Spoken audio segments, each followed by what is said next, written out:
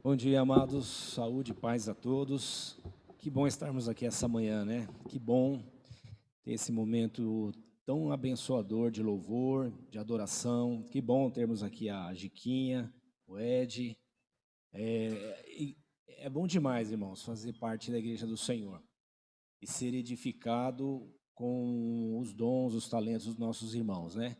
Como é que a gente pode estar tão longe um do outro e no momento desse se sentir tão próximo, né? Parece que nós estamos ligados, né? A sensação é que vocês estão aqui perto da gente e a gente tem certeza que a sua sensação é que nós estamos aí na sua casa e adorando esse Deus maravilhoso. Isso é bom demais. Isso é diferente de show, isso é diferente de se apresentar, isso é adoração, né?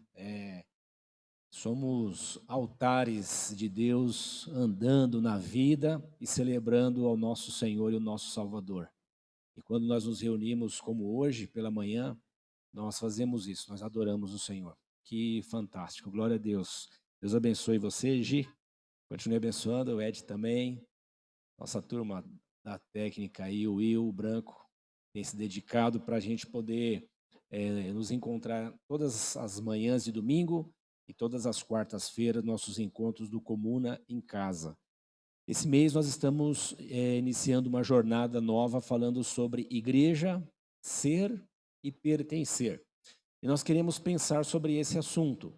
Ah, hoje, onde os espaços de culto estão fechados, normalmente para evitar aglomeração, e esse é um cuidado sério, é um cuidado importante, é um cuidado sábio que nós estamos tendo e que o dom de Deus, chamado ciência, tem nos orientado a fazer, e nós estamos fazendo assim, e isso tem evitado muito dano. É claro que todos nós esperamos o momento de um equilíbrio, onde haja a contenção tanto vertical quanto horizontal, né? E a gente possa ir voltando para as nossas atividades e finalmente ir buscando a provisão que o Senhor dá a todos nós, todos aqueles que estão lutando pela vida, né? Estamos aguardando esse tempo, né? Não vemos a hora de poder ir saindo um pouco, mas por enquanto estamos é, é, em quarentena.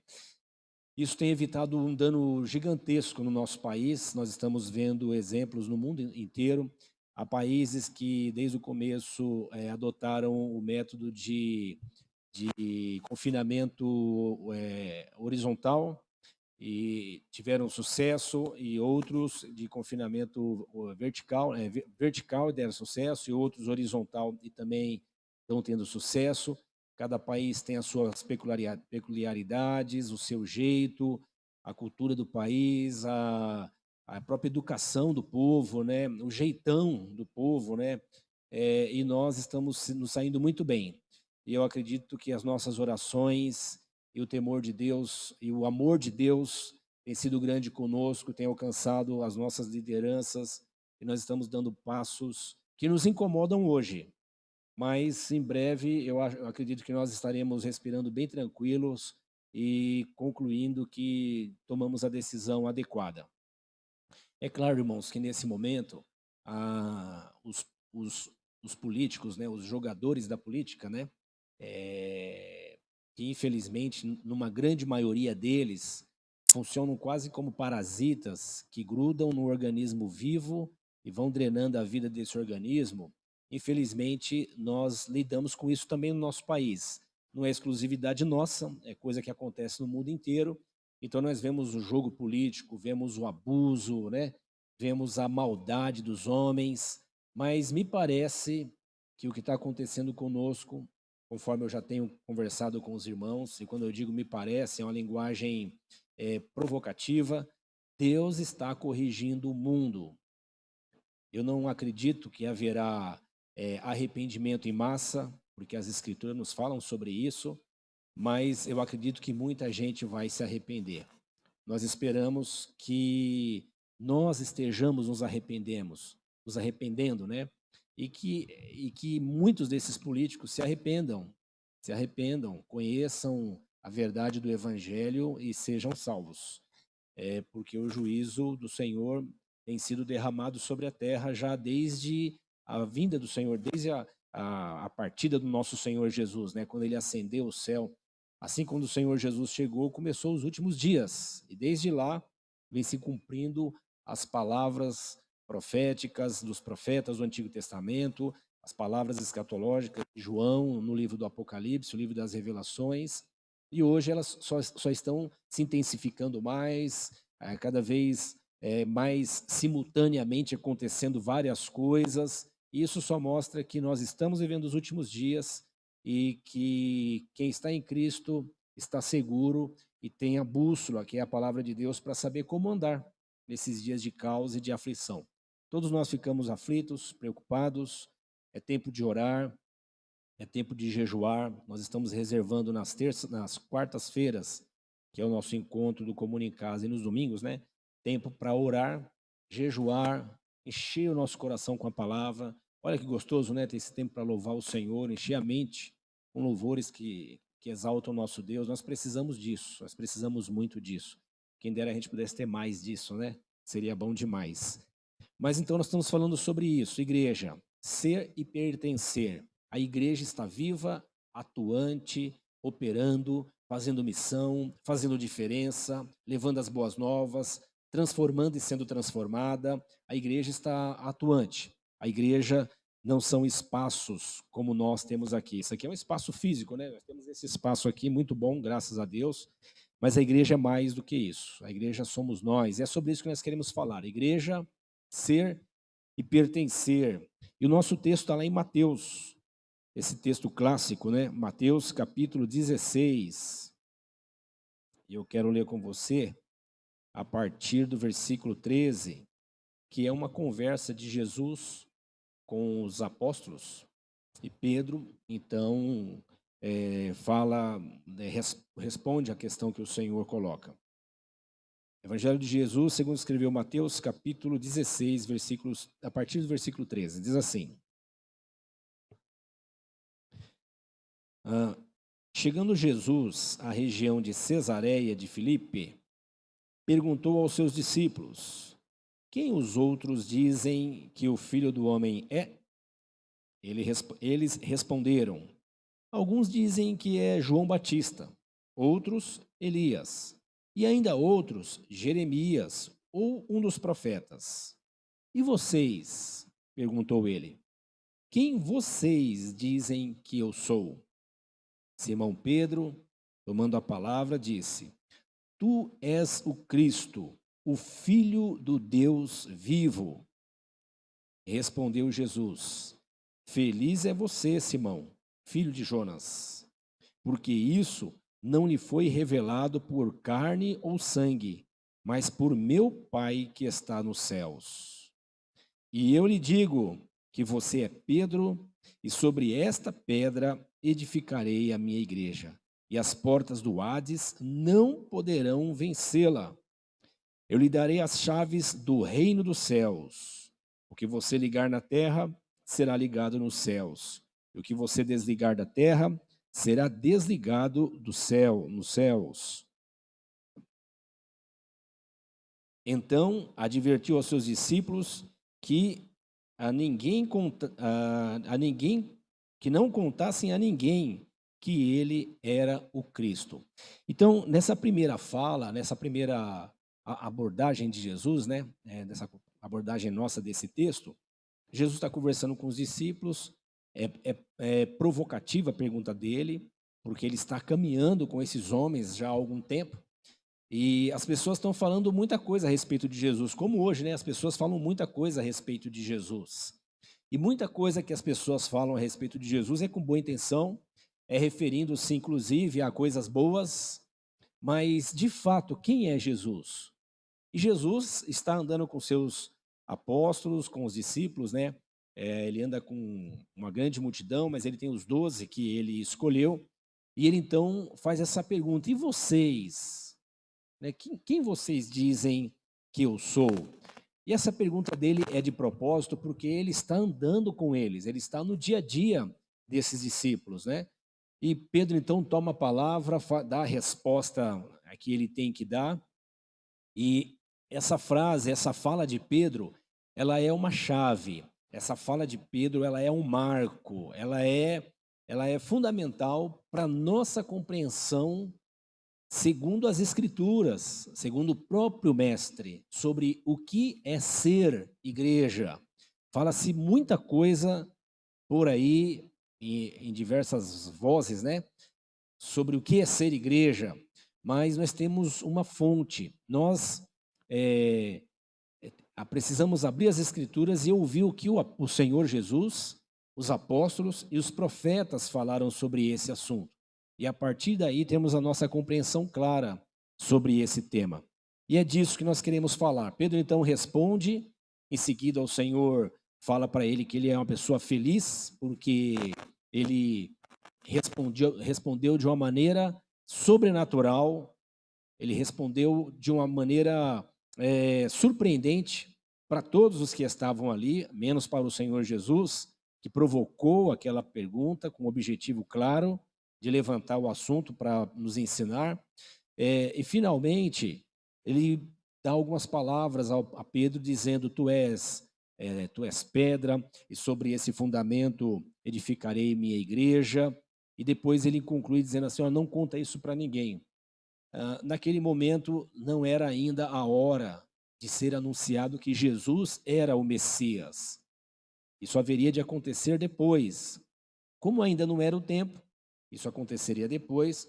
O Senhor Jesus fala para que eles ainda não anunciem para ninguém, para que a missão do Senhor Jesus aqui na terra continue acontecendo até que ele finalmente seja totalmente exposto.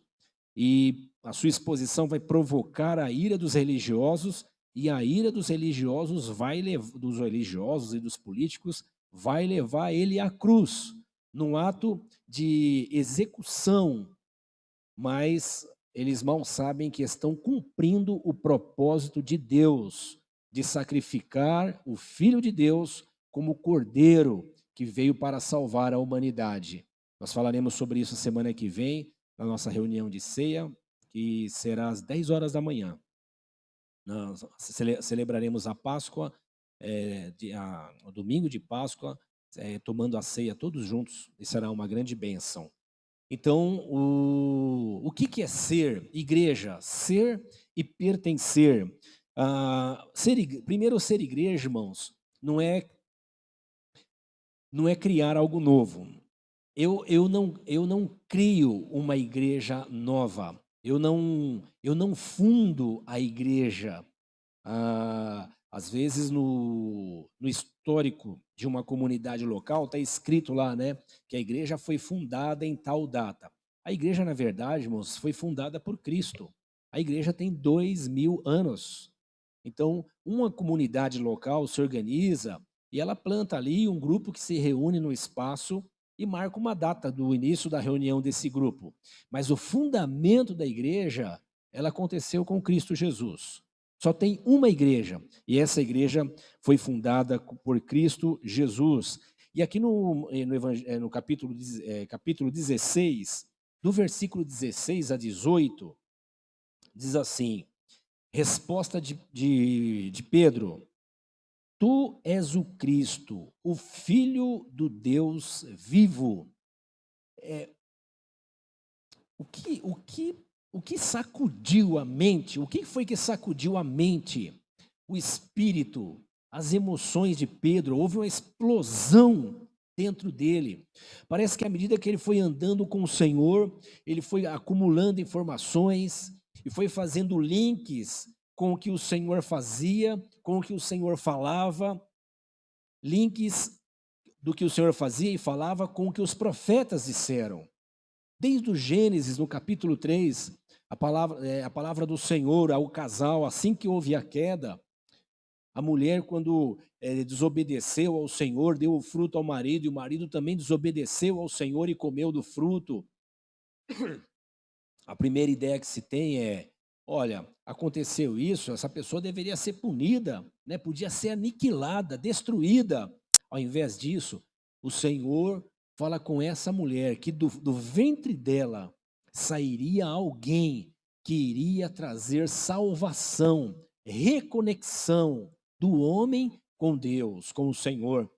Então ele disse: do seu ventre sairá um que vai pisar a cabeça da serpente, vai esmagar a cabeça da serpente. A serpente vai lhe ferir o calcanhar, mas ele vai esmagar a cabeça da serpente. Pedro começa a fazer essas conexões do Cristo que ele está vendo, do que ele está ouvindo de Cristo e as profecias do Antigo Testamento. A palavra do Senhor a Abraão: em ti, Abraão, que é o pai dos hebreus, o pai dos judeus, a palavra é essa: em ti serão benditas todas as famílias da terra, não só os judeus, como no primeiro momento foram, até Jesus nascer. João, o evangelista, diz: ele veio para o que eram seus, ele veio para os que eram seus, mas os seus não o receberam, os judeus. Mas a todos quantos o recebeu, deu-lhes o poder de serem feitos filhos de Deus. Então, esse filho de Abraão, que veio trazer bênção para Abraão, agora a bênção dele vai ser transbordada para toda a terra. Então o Senhor fala para Abraão: obrigado, gente. Em ti serão benditas todas as famílias da terra. Parece que João está fazendo, Pedro, está fazendo links, né? Desse Jesus com as profecias.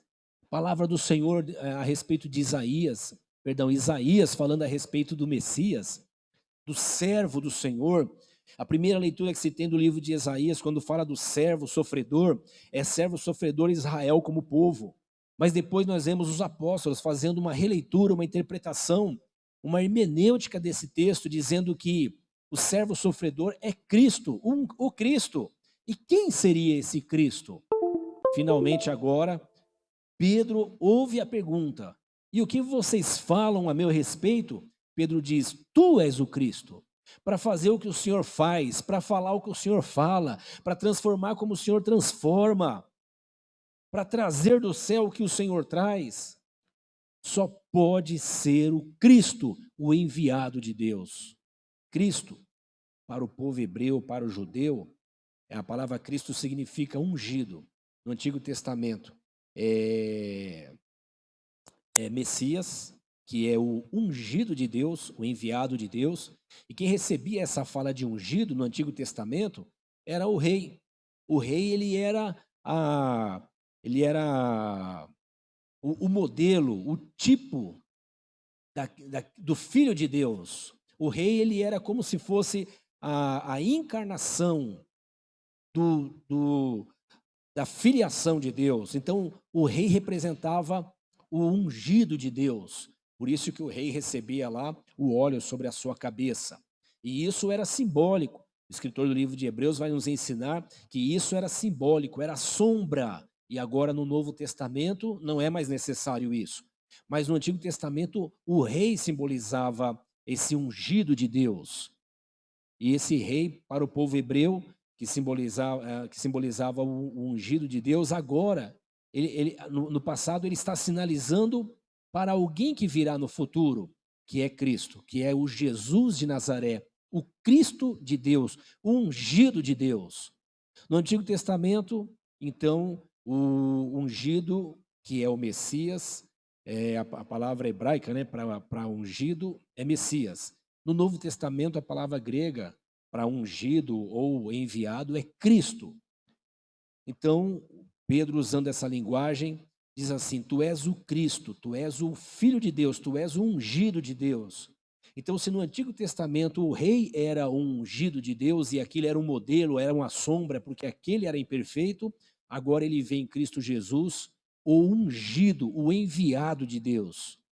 Aquele que Deus ungiu com a sua presença, com a sua graça, com o seu poder, para finalmente vir como enviado de Deus para vir nos trazer salvação.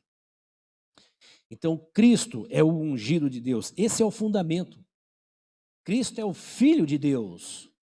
Adão, o homem que caiu no Éden, ele se torna o Adão que caiu, o Adão que desobedeceu, o Adão impenitente, o Adão rebelde.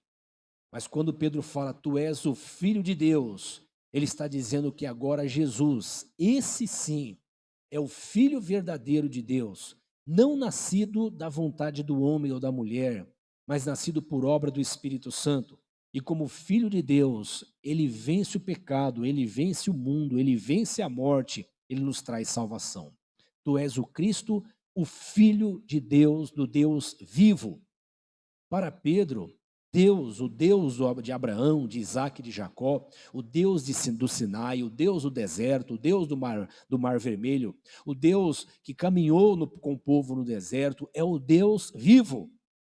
E para eles não há outros deuses, só há um Deus, um Deus. E todas as outras coisas são ídolos. Então ele diz: tu és o filho do Deus vivo. Só tem um Deus que se manifesta, que se expressa, que fala. Só tem um Deus que toca, só tem um Deus que anda no meio dos homens, só tem um Deus que se manifesta na terra. E Pedro está dizendo: tudo isso agora está encarnado, está manifestado, está expresso em ti, Jesus de Nazaré. Jesus de Nazaré é um homem, é um cidadão, mas ele agora é a expressa imagem de Deus, diz o apóstolo Paulo. Ele agora é a manifestação de Deus, é a encarnação de Deus entre nós. E Pedro entendeu isso. Pedro percebeu isso. Tu és o Cristo, ou seja, o ungido de Deus para trazer salvação. O Filho, aquele que veio direto de Deus e não caiu como Adão. Filho do Deus vivo, Deus que anda entre nós e que só Ele pode trazer salvação. Jesus disse, em seguida, né? Feliz, versículo 17, feliz é você, Simão, filho de Jonas, porque isso não lhe foi revelado por carne ou sangue, mas pelo meu Pai que está no céu. E eu lhe digo que você é Pedro, e sobre esta pedra, tu és Pedro, Petros, e sobre esta pedra, né, edificarei a minha igreja. Ele faz um trocadilho com o nome Pedro, palavra Petros e pedra, e ele diz, e sobre esse fundamento, o fundamento não é Pedro. Nós vamos aprender, ouvindo o próprio Pedro hoje, que ele não é o fundamento, mas o fundamento é Cristo.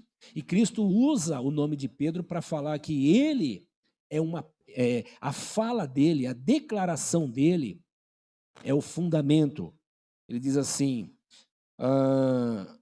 porque isso não lhe foi revelado por carne ou sangue, mas por meu Pai que está no céu. E sobre esta pedra edificarei a minha igreja, e as portas do Hades não poderão vencê-la. Sobre esta pedra, sobre esta fala, sobre isso que você recebeu como revelação agora, Pedro, sobre essa compreensão, sobre essa revelação, eu vou edificar a minha igreja. Olha que maravilha. A igreja está sendo edificada agora. E a igreja edificada está sendo edificada pelo Senhor. A igreja tem um fundamento, e o fundamento da igreja é o próprio Cristo, é Ele mesmo. E é sobre esse fundamento que a igreja começa a ser construída. Homens e mulheres podem construir prédio e dar o nome de igreja. Homens e mulheres podem construir o que nós chamamos hoje de ministérios e chamar isso de minha igreja. Mas nada disso tem a aprovação das Escrituras. Porque só há uma igreja. Há muitas instituições, há muitas respeitáveis, há muitas que viraram comércio, há muitos líderes, muitos que temem a Deus e muitos que viraram negociadores, mas só tem uma igreja. E essa igreja é a igreja do Senhor Jesus Cristo. Amém, amados? Vamos ouvir Pedro? Já que Pedro que recebeu essa palavra do Senhor, primeira epístola de Pedro, abra aí a sua Bíblia no capítulo 2. 1 Pedro, capítulo 2.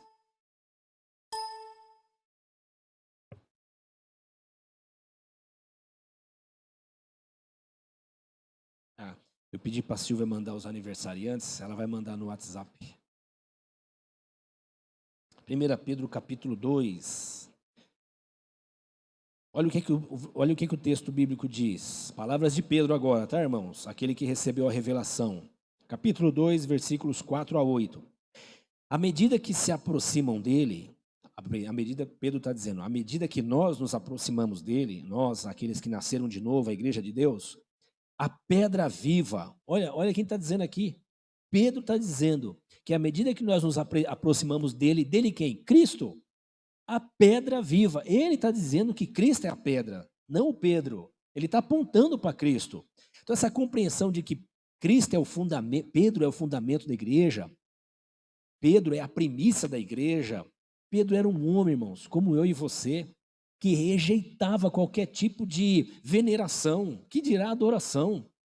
Pedro era um homem como eu e você, cheio de falhas, mas ele está dizendo que nós nos aproximando dele, Jesus, pedra viva, rejeitada pelos homens, eu quero falar sobre isso depois, mas escolhida por Deus e preciosa para ele. Vocês também estão sendo utilizados como pedras vivas na edificação de uma casa espiritual para serem sacerdócio santo. Olha que maravilha, o Ed é uma pedra, a Gica é uma pedra, eu sou uma pedra, e nós estamos sendo edificados sobre um fundamento. O construtor, todo engenheiro sabe disso, né? E principalmente naqueles dias, eles usavam muito a palavra pedra de esquina, pedra fundamental, que é aquela pedra lançada como base para em cima dela ser feita uma construção. E hoje nós chamamos isso de fundamento, né? Nós chamamos de fundamento, o pedreiro vai lá, o engenheiro faz umas placas de concreto sobre a rocha, sobre a terra, para quê? Para que a casa não ceda. E aí, em cima disso é feita a construção.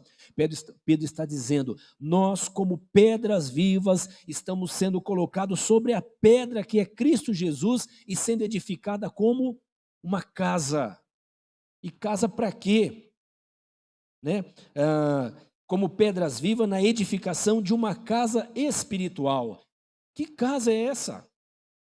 Eu e o Ed, e a Gica, e o Branco, e o William, e você aí, meu irmão, nós somos casa de Deus. Então Deus não habita nesse espaço, Deus habita nesse espaço, naquele, em você. E nós estamos sendo edificados, olha que maravilha, eu não estou me edificando a mim mesmo, eu estou sendo edificado, eu estou sendo construído. Glória a Deus por isso. Não é possível isso, não é possível isso dar errado. Por quê? Porque não é eu não fiz um projeto de engenharia para plantar uma igreja no Parque Bristol. Eu não tenho igreja, mas Deus, desde a eternidade, nos ensina a palavra, planejou salvar a humanidade e Ele está salvando pessoas e juntando essas pessoas sobre um fundamento, o fundamento que Pedro falou, e o fundamento é esse: só há um ungido, só há um Cristo que é o Salvador, e Ele é o Filho do Deus vivo, e é sobre esse fundamento que a igreja é edificada. Não tem novidade, as novidades vão surgindo por aí, as pessoas vão inventando novos discursos, mas nós ficamos somente com as Escrituras. Deixa eu continuar. Ele diz assim, vocês, pedras vivas, edificação de uma casa espiritual para serem sacerdócio santo. Nós estamos no versículo 5. Sacerdócio santo, oferecendo sacrifícios espirituais aceitáveis a Deus. Nós não temos mais oferta de sacrifício. Olha, você tem que fazer sacrifício. Que sacrifício? Nada. Nós estamos em dias de jejum e oração. E isso não é para mover o coração de Deus, não é para impressionar Deus, não é para mobilizar Deus. Deus está agindo, nós é que estamos parados. Nós é que estamos precisando ser quebrantados, sensibilizados. E o jejum e a oração é um comportamento de quem reconhece que precisa de quebrantamento, de humilhação diante do Senhor. Ele é que está agindo.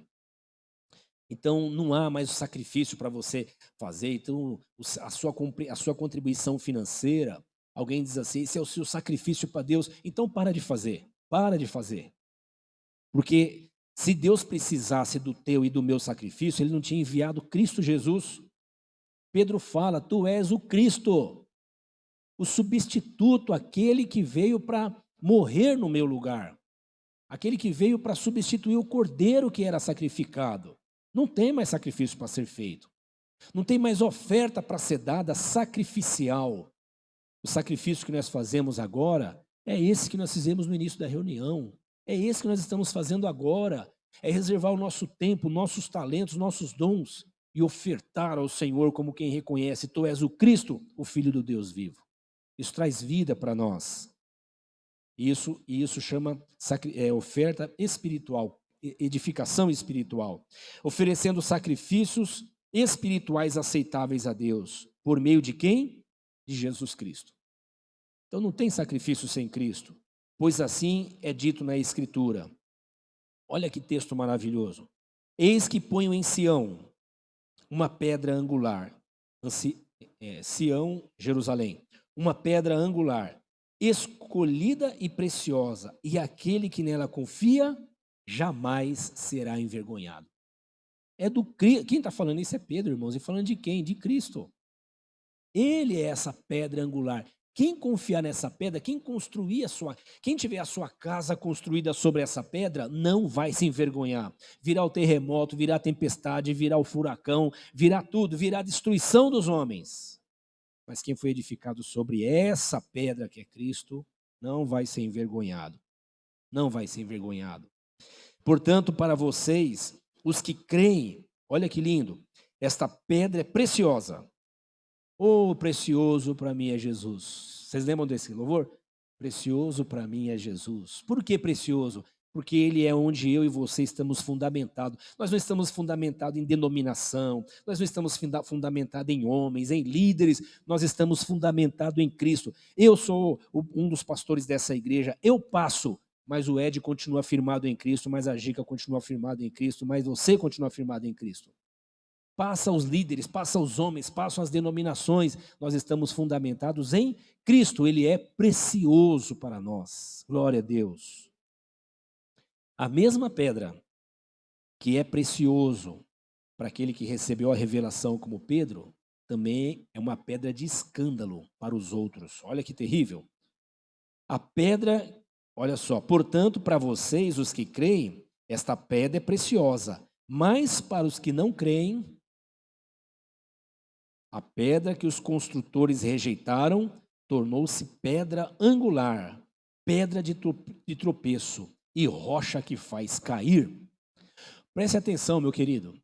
O mesmo Cristo que é fundamento, que é precioso, que é a base da construção da igreja, e isso quem falou foi Pedro, recebendo revelação de Deus, e agora está aqui confirmando na sua epístola à igreja. Ele diz assim, essa mesma pedra, para muita gente é destruição, para muita gente é escândalo. E você quer saber? Jesus é um escândalo mesmo. Se eu não olhar para a vida pelas lentes do Evangelho, como ensinou Martinho Lutero, se eu não olhar para a vida pelas lentes do Evangelho de Jesus, eu fico escandalizado com Jesus. Porque ele quebra todos os preceitos dos homens, não de Deus, mas dos homens. Ele quebra o legalismo, ele pega a moralidade do homem e joga no lixo. Ele diz que os nossos atos de justiça, dos quais muitos usam para bater no peito e dizer que é bom, ele pega isso e diz, isso é uma vergonha, isso é nojento, é desprezível. Cristo, ele se torna escândalo para aqueles que não recebem essa revelação. E ele diz que essa mesma pedra que salva é a mesma pedra que traz destruição. Pedro recebeu essa revelação de Deus. A igreja, irmãos, ela não é uma cópia do modelo empresarial que as instituições têm hoje. Nós vivemos num mundo capitalista. É o que tem numa democracia, que é mais forte num lugar, mais fraca na outra, mas é o que tem. Então nós temos uma democracia com um capitalismo selvagem. São coisas dos homens. É ruim, mas é o que tem para o momento. Não é o que o reino de Deus propõe para nós. Não é o que nós aguardamos, não é o que nós esperamos, não é o que nós teremos amanhã, quando o reino de Deus for pleno aqui na terra, mas é o que temos no momento. E nesse sentido, para a sociedade, os modelos de liderança, de governo, de instituição, está funcionando, porque está dentro do sistema capitalismo que prevê o lucro, a exploração do pobre. É injusto, mas é o que tem. Nós estamos nas condições que estamos por causa desse modelo de mamon, que a Bíblia chama de o amor ao dinheiro, é mamon. que domina a mente dos homens, que escraviza os homens, mas não dá para adorar dois deuses. Ou você adora a Mamon e vive somente para ele, ou você adora a Deus e vive-se para Deus. E nós hoje estamos colhendo, e quando eu digo hoje, não estou falando só do vírus que está acontecendo. O caos que está a humanidade é fruto dessa vida apegada ao dinheiro. Hoje é capitalismo, ontem foi outros nomes, mas enfim, é esse amor ao dinheiro. E esses modelos podem servir para as empresas, irmãos, mas não serve para a igreja. Modelo de competição, modelo de disputa, modelo de enriquecimento, modelo de hierarquia, pode funcionar para as empresas. Para a igreja de Cristo, não. Por quê? Porque nós não estamos inventando um jeito de ser igreja. Nós estamos sendo construídos por Cristo como igreja no fundamento que é os apóstolos. Amém, amados? Então, há um fundamento. Nós temos um fundamento. Em Efésios capítulo 2, Efésios 2, Paulo nos fala sobre o fundamento da igreja. Mas surgiu agora um novo líder, o pastor Dimas está lá em Moçambique, mandou uma mensagem para nós, falando de um maluquinho que apareceu lá agora, dizendo que ele é como se fosse uma nova encarnação de Cristo. E o pessoal acredita nisso. Fazer o quê? Não conhece as escrituras, não tem a palavra, acredita mesmo. Tem gente que acredita em tudo, né, irmãos? Não vou nem falar nada aqui, mas acredita em tudo. Acredita até em político, mas enfim, acredita em tudo, né? Olha o que Efésios capítulo 2, versículo 20.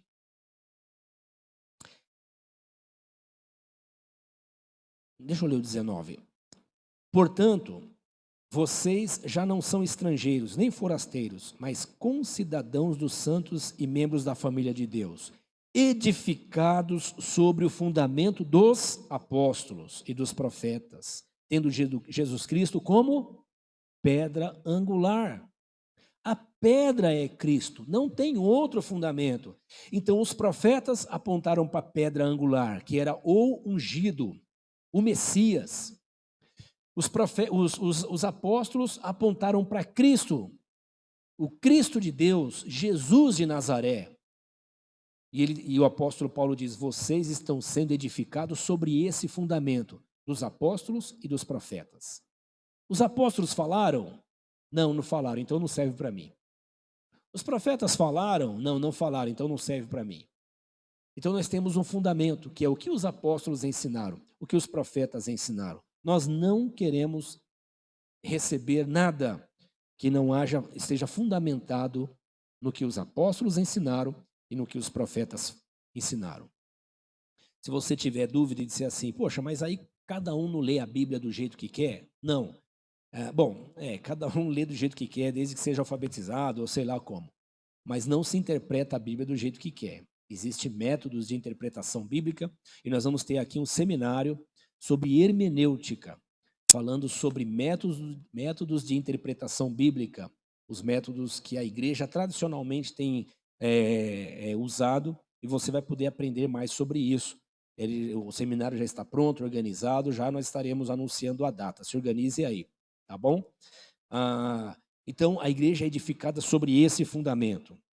Amém, amados? Então, a igreja tem um fundamento. O fundamento da igreja é Cristo Jesus, a pedra angular que o próprio Pedro declarou.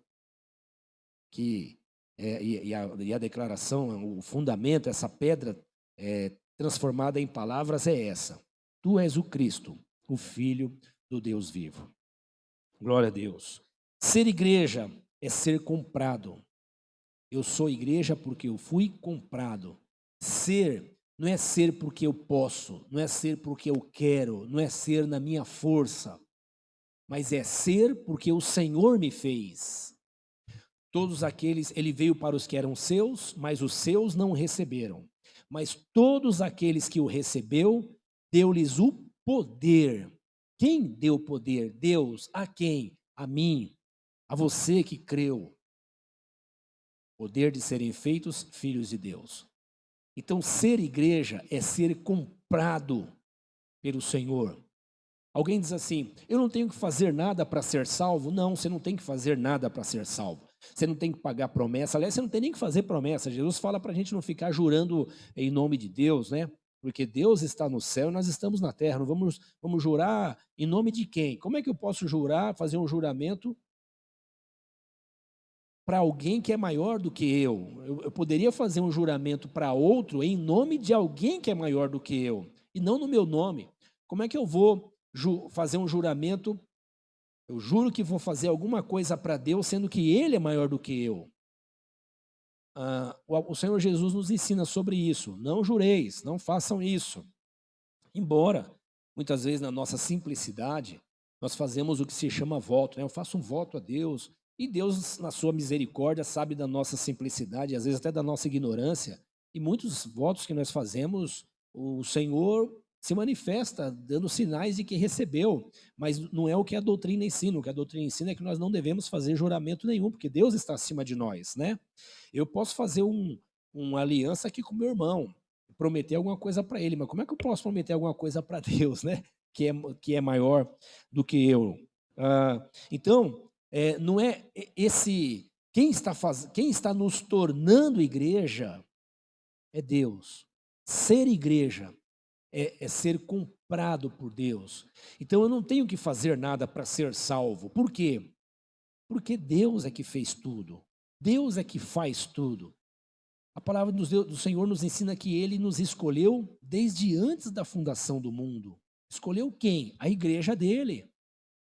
E Ele enviou o seu Filho para morrer pela igreja dele, para salvar a igreja dele. Jesus é que disse: eu estou edificando a minha igreja. A palavra igreja é eclesia, que significa assembleia, ajuntamento. É uma assembleia de Deus, é um ajuntamento de Deus, é uma comunidade de Deus, é a comunidade da fé. Então, ser igreja é ser comprado por Deus. Por quê? Porque todos nós, diz a palavra, a palavra nos diz que nós fomos vendidos ao pecado. Fomos vendidos, no sentido de que fomos enganados lá no Éden e compramos a mentira de Satanás junto com os nossos pais. E a partir daí nós nos tornamos escravos dele. Por isso que o homem não tem livre arbítrio. O que ele escolhe sempre, por melhor que seja, tende contra Deus e não a favor de Deus. Tende contra ele mesmo, no sentido de destruir a sua vida. Então, nós não temos que fazer nada, porque Cristo fez toda a obra, todo o sacrifício. Ele disse: está consumado, encerrou. Ele pagou a nossa dívida, a dívida que nós não podíamos pagar. Entretanto, nós fomos comprados e agora nós somos do Senhor. 1 Pedro, vamos ouvir ainda mais Pedro, irmãos. Hoje nós estamos ouvindo só Pedro, tá bom? E um pouquinho de Paulo também. Pedro, capítulo 1 ainda, versículos de 18 até o 21, diz assim: pois vocês sabem que não foi por meio de coisas perecíveis como prata ou ouro que vocês foram comprados, redimidos da sua maneira vazia de viver, transmitida pelos seus antepassados. Nós, cada um, todos nós, recebemos dos nossos antepassados tradições religiosas. Não interessa qual ela é. Tradições religiosas. Porque cada um foi recebendo esse jeitão. E o apóstolo Pedro, então, está nos ensinando. Vocês viviam de maneira vã, baseada na tradição de vocês, mas vocês foram redimidos. A outra tradução para essa palavra é: vocês foram comprados. Vocês foram tirados desse mercado de escravo. A ideia que o Evangelho nos traz é que todos os homens estavam no mercado de escravo e Deus veio e comprou esses escravos. E pagou como? Não com ouro nem com prata, mas pagou com a vida do filho dele. Então ele pagou e agora nós somos dele. Então ele diz: não foi coisas perecíveis, versículo 19, mas pelo precioso sangue de Cristo. De novo, precioso sangue de Cristo, como de um cordeiro sem mancha e sem defeito. Ou seja, aquele cordeiro que os hebreus conheciam bem, na cultura ocidental nós não conhecemos muito bem, mas os hebreus conheciam bem, Um animal era sacrificado para que o pecado daquele povo fosse coberto e aquele povo pudesse receber alguma graça de Deus. Mas o escritor do livro de Hebreus diz que aquele animal era um símbolo, era um sinal apontando para alguma coisa que viria depois, alguma coisa perfeita, algum enviado. E quem seria agora esse enviado que viria posteriormente? Cristo, o Messias, o Cristo de Deus. E Pedro está falando isso, que ele, como um cordeiro, foi imolado, o sangue dele foi derramado como o sangue do cordeiro.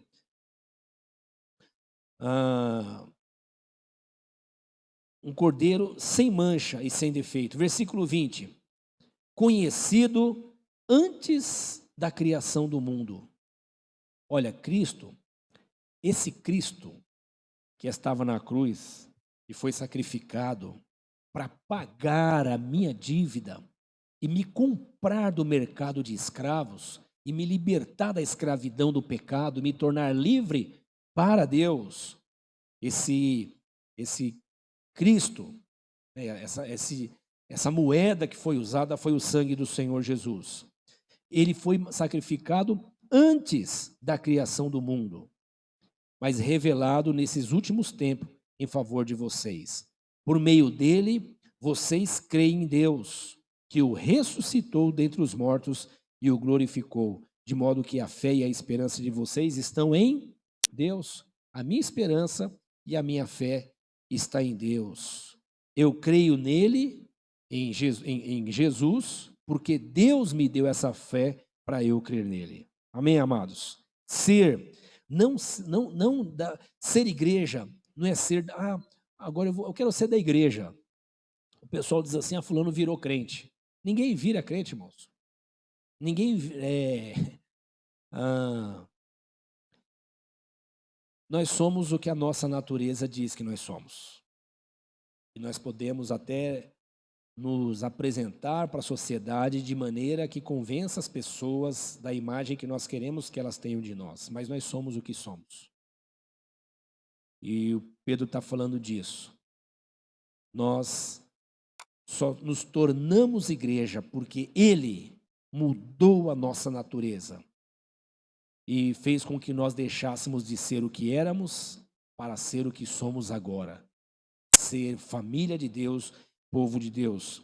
E é sobre isso que eu quero falar ainda agora. Efésios capítulo 2, abra sua Bíblia aí, capítulo 2 de Efésios, versículos 19 até o 22.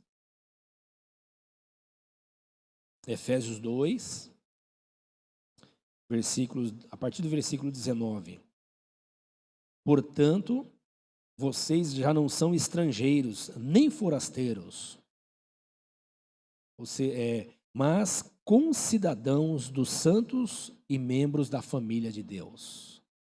Olha, agora eu sou membro da família de Deus, porque Deus me deu fé para crer no Filho dele. E isso me tirou da minha condição de escravo, eu fui tirado do mercado de escravo e fui inserido na família de Deus. Ou seja, aquilo que aconteceu lá no Éden, quando Deus criou o homem, o casal, e eles estavam em harmonia com Deus, como família de Deus, e isso foi quebrado porque o homem ouviu o diabo e decidiu ser autônomo, independente, autossuficiente. Ele passou a andar sozinho e quebrou a comunhão com Deus. Ele deixou de ser filho e passou a ser uma criatura perdida no caos. O apóstolo está nos ensinando que agora, Cristo, através de Cristo, nós nos tornamos família de Deus, ou seja, nós fomos reconectados a Deus. A igreja, ser igreja é ser família de Deus. Por isso que nós nos chamamos de irmão. O irmão fulano, o irmão cicrano. Às vezes alguém pensa na igreja como um clubinho dos perfeitos. Esquece, essa igreja não existe, só na cabeça de algumas pessoas que estão delirando.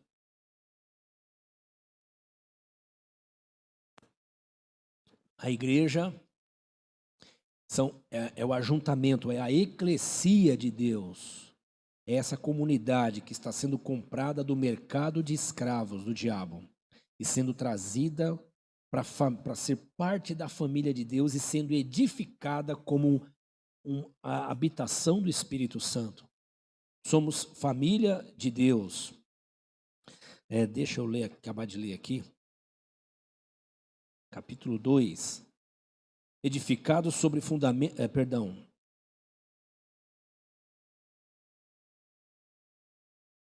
Capítulo 2, me perdi agora, versículo 20, né? Edificado sobre o fundamento dos apóstolos, dos profetas, perdão, irmão, me perdi aqui agora. É isso mesmo, né? No qual todo edificado todo edifício é ajustado, cresce, tornando-se um santuário santo no Senhor. De novo, Paulo, irmãos, ele tinha a mesma compreensão de Pedro, né? Paulo entendia que nós somos edifício de Deus e que o Espírito Santo habita em nós. Nele vocês também estão sendo edificados juntos para se tornarem morada de Deus por seu Espírito. Então nós somos família de Deus, morada do Espírito Santo, templo do Deus vivo. Somos famílias de Deus. Ser igreja é ser família de Deus. Ser igreja é ser fundamentado na doutrina dos apóstolos e dos profetas. Ser igreja é ser chamado, comprado por Deus no mercado de escravos. E eu quero encerrar com a palavra do Senhor Jesus, também no Evangelho de Mateus, no capítulo 18, a partir do versículo 3, Jesus diz assim, Mateus 18, 3, e disse, eu lhes asseguro que, a não ser que vocês se convertam e se tornem como crianças, jamais entrarão no reino dos céus. A não ser, os discípulos estavam perguntando a respeito de quem era o maior, cabeça dos homens, né? Quem é o maior? Quem é que manda? Quem que é o dono dessa coisa aqui? Quem é o chefe, né? O pessoal sempre chega e pergunta, quem é o chefe? Os discípulos também tinham essas bobagens que nós também temos. É coisa nossa mesmo, irmão. De gente caída. Quer saber quem é que manda, quem é o dono, quem é que tem o domínio, né? E os discípulos estavam com isso, porque é da cabeça do homem. Aí o Senhor já manda uma mensagem para mudar a cabeça deles. Ele manda logo um chip para dar aquela alteração, uma chave. Ele diz assim, olha, se vocês não se fizerem como uma criança, vocês não vão nem entrar no reino de Deus. Eles estão querendo saber quem é que manda, quem é que controla, quem é que tem o domínio, quem é que tem a autoridade, quem é que tem o poder, porque esse é o discurso do homem caído. O discurso do homem caído é saber quem é que manda. Assim que o casal caiu lá no Éden, começou a briga entre os dois. E eles começaram a se eximir das responsabilidades, um jogar a responsabilidade no outro e um querer mandar no outro, né? Mas o Senhor Jesus ensina aqui no reino dele, que é a contramão de todo modelo de raciocínio da humanidade. Ele diz assim, no meu reino, para entrar, tem que ser como criança.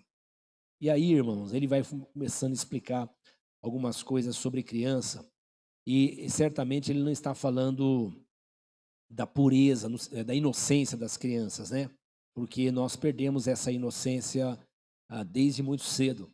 Quando nós caímos lá no Éden com nossos pais, nós passamos a nascer com a semente do pecado. Nós nascemos com a nossa natureza deformada. Somos inocentes.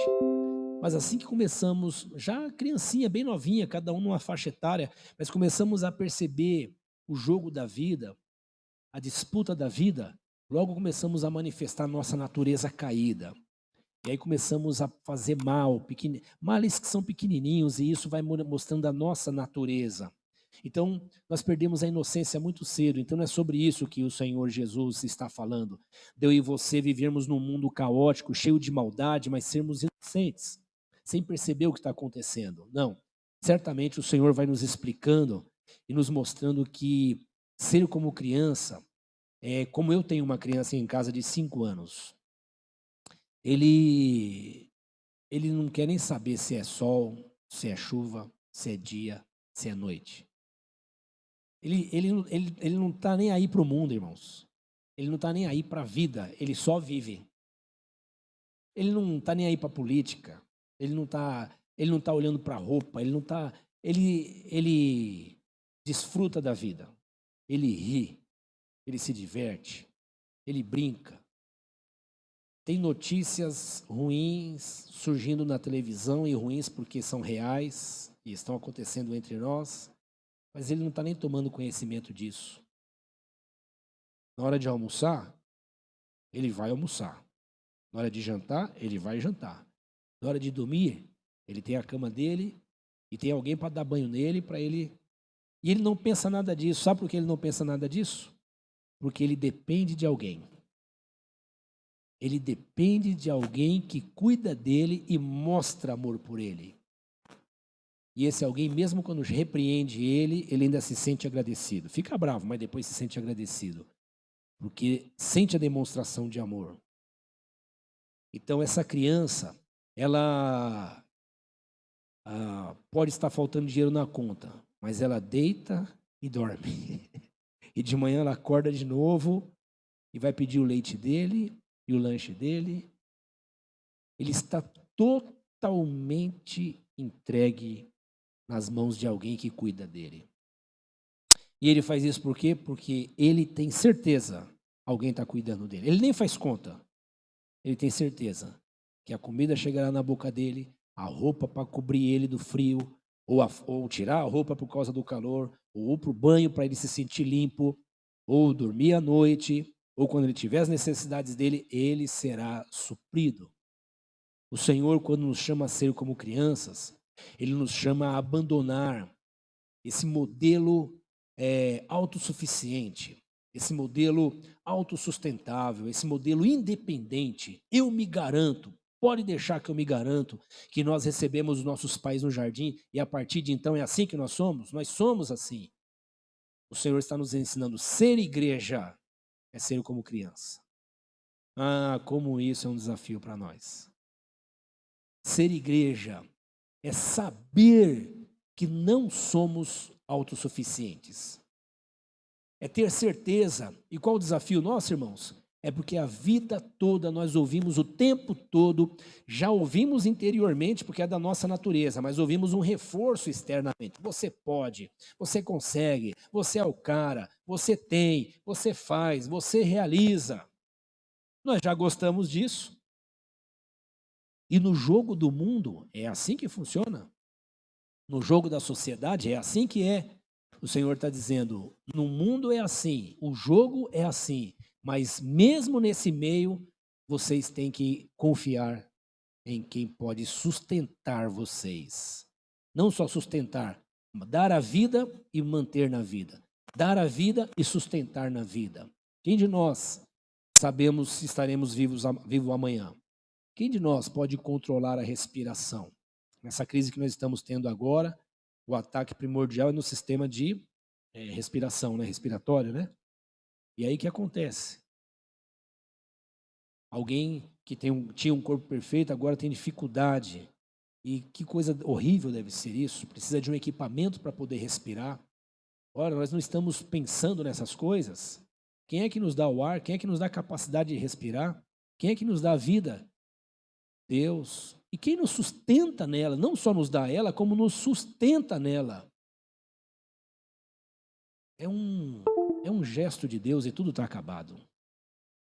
Mas como custa para nós entender isso? Como custa para nós se sujeitar a isso? O Senhor, o Deus, ouça aqui, o Deus eterno se faz gente e vem habitar entre nós. É Deus se faz carne. Esse Deus que se faz carne vai para o deserto orar. Nesse ato de oração, ele mostra submissão, sujeição ao Pai e nos ensina. Quem é como criança, ora. Quem é como criança, pede para o Pai. Quem é como criança, se prostra diante do Pai. Porque reconhece que o Pai é que sustenta, é que dá e que sustenta a vida. Ser igreja é ser como criança. Amém, amados? 1 Pedro, de novo. Nós ficamos bastante no Pedro hoje. 1 Pedro, capítulo 2, versículo 2 e 3. Como crianças recém-nascidas, desejem de coração o leite espiritual puro, para que por meio dele cresçam para a salvação, agora que provaram que Deus é bom. Deus é bom. Você provou isso? Você recebeu a revelação como Pedro recebeu? Porque o Senhor Jesus falou: Pedro, você é feliz, porque o meu Pai que revelou isso para você. Não foi você. De novo, eu tenho usado essa linguagem aqui, quero reforçar ela. Você não capta a revelação de Deus, ela é que capta você. Você não diz assim: ah, peguei, entendi. Não, ela é que te sequestra. Abre a sua mente e você começa a ver coisas que você não via antes. O mundo por uma outra perspectiva, um outro olhar de vida. E o Paulo está dizendo: agora que vocês são como crianças, desejem o leite racional. Sabe o que é o leite racional, irmãos? Paulo também vai nos ensinar que nós não devemos ficar só no leite, que são os fundamentos da fé cristã. Mas ele está falando leite aqui, irmãos, a palavra, os princípios da palavra, a simplicidade do evangelho, que é incoerente com a razão humana, que é incoerente com o sistema humano, que é incoerente com o capitalismo e com a democracia humana. Ele está falando: olha, desejem o leite racional, esse leite que o Senhor nos deu, esse leite puro, essa palavra pura que o Senhor nos deu. Como criança, deseja o alimento de Deus. E eu quero te convidar aqui a reforçar a sua condição de ser como criança no reino de Deus. Não criança no sentido do crente que não amadurece, não. Nós temos que amadurecer, a Bíblia nos ensina sobre isso. Mas no sentido de manter a sua mente blindada, como Paulo fala lá em Efésios, usar o capacete da salvação que guarda a nossa mente, a nossa compreensão da verdade de Deus, de que a verdade de Deus é que nos molda, é que nos dá paz, é que nos dá segurança, é que nos dá fé, é que nos dá esperança, é que nos faz enfrentar a vida e o jogo da vida sem jogar do jeito que os homens jogam, sem se contaminar, sem se tornar um chamado macaco velho. Eu sou macaco velho. Não, o discípulo de Jesus não é macaco velho. Ele é criança. Ele não bate no peito. Ele depende do Senhor. Ele demonstra isso orando. Ele vai à oração. Ele vai à oração. Filho de Deus orou. Eu e você que somos irmão dele, salvos por ele, também oramos. Toda vez que nós oramos, nós declaramos a nossa dependência do Senhor. Toda vez que abrimos as Escrituras, declaramos a nossa dependência do Senhor. Toda vez que anunciamos o Evangelho, declaramos a nossa dependência do Senhor. Nós somos chamados para ser igreja. Ser igreja é ser como criança. Que bom, né? Vamos orar para que o Senhor nos ensine a depender dEle. Nesses dias de adversidade, de caos, de dor, de aflição, de insegurança, o Senhor nos convida a sermos como crianças. Imagina na nossa sociedade chocada pelo caos no mundo inteiro. Imagina a igreja de Deus no mundo inteiro dando testemunho de que, como uma criança, confia no Pai, descansa nele, dorme, sabe que Ele é o provedor, que Ele enviará o alimento, que Ele enviará o milagre, que Ele fará a sua vontade. E ser criança na mão de Deus não é achar que Deus só está dando brinquedinhos para a gente brincar, não é uma criança mimada, é uma criança que tem o que é necessário para viver, é uma criança que tem o alimento necessário para viver. É fora desse conceito de extravagância, de ostentação. Obrigado, Gica. É fora desse modelo de ostentação, de acumulação de bens, de patrimônio, de tantas coisas. Ser criança, e mesmo quem tenha muita coisa, sabe que todas as coisas elas passam. Como o Tiago fala, para nós não colocarmos a nossa esperança na fraqueza das riquezas, mas no Senhor. Eu quero orar com você. Não importa a sua condição social, seu status social, sua condição financeira, não importa como você está agora. Se você recebeu a revelação de Deus, como Pedro recebeu, você é igreja. E ser igreja é ser dependente de Deus. A gente apanha para aprender isso, mas não tem problema. Nós continuamos na mão dele, e ele continua cuidando de nós e nos mostrando que ele tem cuidado de nós. Vamos orar? Feche os seus olhos comigo e oremos. Pai, nós te louvamos. Como é bom saber que o Senhor nos chamou para sermos igreja, um organismo vivo, conectados um ao outro pelo amor. Fomos comprados do mercado de escravos para nos tornarmos tua família. E como família, sim, somos crianças sabemos que tem um pai que cuida de nós. Um pai que nos dá o alimento, que nos dá o ar para respirar e nos dá a saúde. Um pai que traz provisão para nós, um pai que nos cura na enfermidade, um pai que nos restaura nas nossas emoções, um pai que vai adiante de nós, nos conduzindo no caminho porque nós não sabemos andar sozinho. Nossas mãos estão entregues nas tuas, Senhor, e o Senhor é quem nos conduz. O Senhor é quem nos leva a pastos verdejantes como um pastor leva a ovelha. O Senhor é quem nos leva a águas tranquilas como um pastor leva as ovelhas. O Senhor é que nos faz andar pelo vale de sombra e de morte, como um pastor anda com a sua ovelha. E essa ovelha não precisa temer, porque o Senhor está conosco. Senhor, nós te louvamos, porque o Senhor nos chamou para sermos igreja. E hoje somos igreja onde estivermos, dentro de casa, cultuando ao teu nome, enchendo o nosso coração de vida e glorificando ao Senhor por tudo que o Senhor tem feito por nós. Visite, Senhor, agora, em nome de Jesus, o doente, o enfermo, o necessitado. Visite aquele que está inseguro e com medo, que está instável, perdendo o sono. Aquele que está perdendo o sono porque está fazendo contas. Nós somos assim, Senhor. Nós fazemos conta o tempo todo. Nós calculamos o tempo todo, porque aprendemos assim, Senhor. A nossa sociedade é assim, o nosso sistema é assim, nós somos assim. Mas o Senhor nos chamou para sermos tua igreja. E o Senhor está nos edificando a habitação tua. E nós sentimos o Senhor em nós falando conosco e nos exortando hoje a sermos igreja, a sermos como crianças. Porque nós estamos entrando no teu reino. E no teu reino o Senhor tem cuidado de nós. Senhor, nos ensine a termos um dia envolvido com a vida e com o que há para fazer em cada momento da vida. Nos ensine, Senhor, a estarmos como família, orando uns pelos outros, intercedendo uns pelos outros, por aqueles que estão enfermos. Visite a nossa irmã Helena Assis, que está internada no hospital, necessitando do seu milagre. Assim como o Senhor já tem feito milagres maravilhosos na vida dela, visite ela agora com mais um milagre seu. Visite aquele irmão que está na cama em casa, aquele que está agitado, aquele que está depressivo, aquele que está em estado grave de depressão. Tu és o nosso socorro, Senhor. Tu és aquele que nos visita, tu és aquele que nos sonda e nos conhece. Sabe o nosso deitar e o nosso levantar. O Senhor esquadrinha o nosso pensamento e o nosso coração.